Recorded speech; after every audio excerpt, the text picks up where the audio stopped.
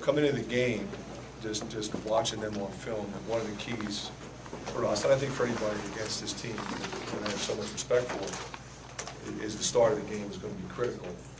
I thought we came out with a pretty good frame of mind. We came out with the energy that you would expect.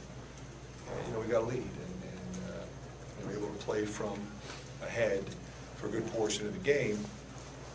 Obviously, the part of the game that concerned me is when we had a stretch where seemed like we couldn't score, and then our defense fell off just enough. Sullinger was killing us, and our rotations weren't as good as they had been.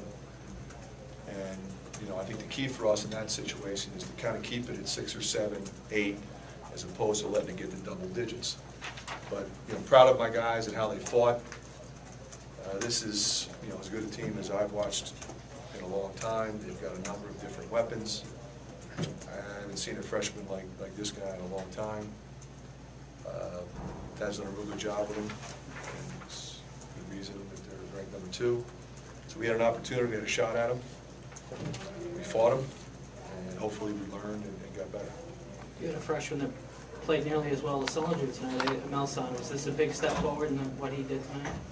Well, I think what you're seeing with Melson, obviously proud of him and how he played, but I think you're seeing him blossom in terms of his versatility.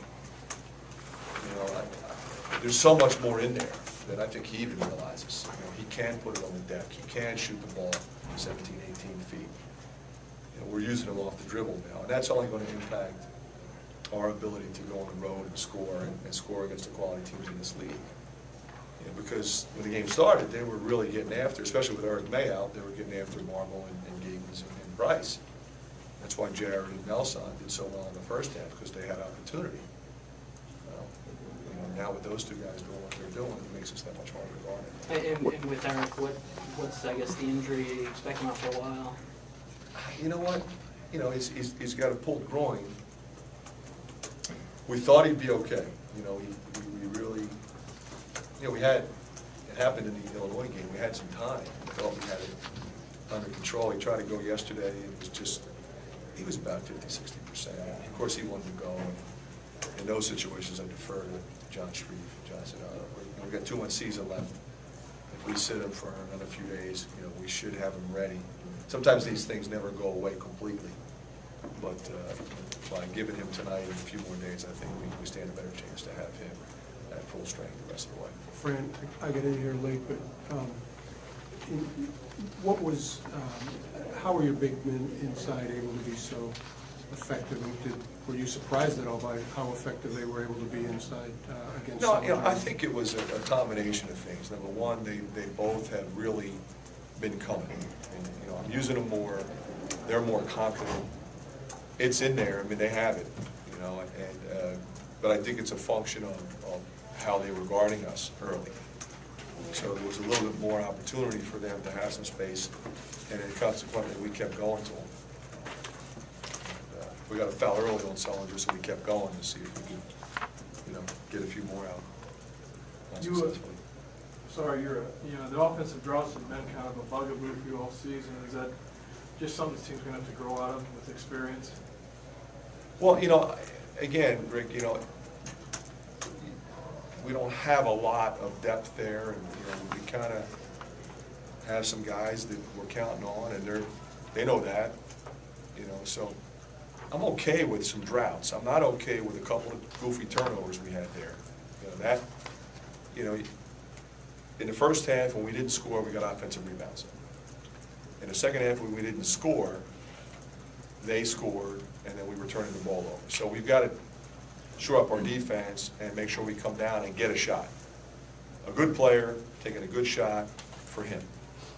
So not only did we have a few, bad turnovers, we had some guys taking shots that were low percentage, for them.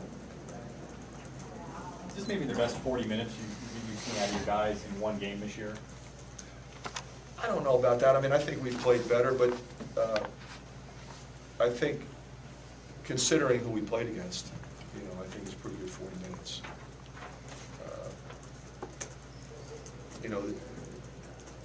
I've said a lot of things in the last couple of days about Ohio State, and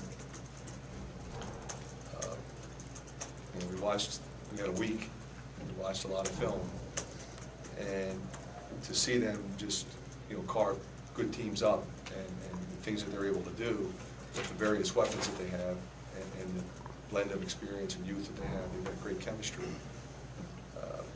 There's a reason why they're 15-0. And so I think our guys understood how important every possession was for us to beat this team. And that's what's upsetting about that one stretch where we just came apart and I think didn't have the same intensity level, concentration. You know, we'll go back and we'll beat ourselves up. Should we have taken another timeout in there? Should we take another one? So we said, well, should we have taken it earlier? You know, should we have run a set play to, you know, because we weren't running our sets, we weren't running our motion effectively in that period. The rest of the game, we were really good. You know, we got really good looks at it. We didn't have a ton of turnovers. We got 16 turnovers. We had probably 4 or 5 of them in that stretch right there, and that you can't have. You got to get a crack at it when you come down. What's your position on moral victories? I think some fans will look at this and say progress. How do you, I guess, view that? Well, you know, the way I addressed that with the team was very simply this. You know, we're not satisfied. Okay? Am I proud of the effort? Absolutely. You know, did we get better tonight? We got better tonight. And we're getting closer and closer to being where we have to be, to where we can beat a team of this caliber. So from that standpoint, it's good. But we're not satisfied. Acceptable job then on Sullinger? For about 34 minutes, 35 minutes. You know, he got away from us there. And it's such a tough cover because he's essentially unstoppable, you know, at 6'9" and 280 with his skill set. And they've got so many three-point shooters around him, so if you double, you know, you sort of poison. So we didn't double and did a pretty good job on him, especially Melson and Jared in the first half, but then we started going, and that puts a lot of pressure on your rotations. And this is as good a passing team as I have seen in a long time. When you look at their assist turnover numbers for the season, I haven't seen them like that, 100 over. You just don't see numbers like that. And that's a function of a terrific freshman point guard and then, you know, a lot of experience. Fifth-year senior, Buford's a junior starter, Lauderdale's a senior. So, you know, they don't beat themselves. You have to go beat them. And we came close to doing that. We need to do a little bit better. One more question if you got it. How impressive was it to see your team come back from that 16-0 run and get back to 3 points late in the game? Well, you know, it's something that I come to expect from them. You know, we've got a lot of heart, we've got a lot of character. You know, I've said this from the day I got here. You know, I love these kids. Give me everything they have. Yeah, I get frustrated. They get frustrated. Everything's new, but somehow, somewhere, they're going to keep coming. So I'm proud of them for that. Okay.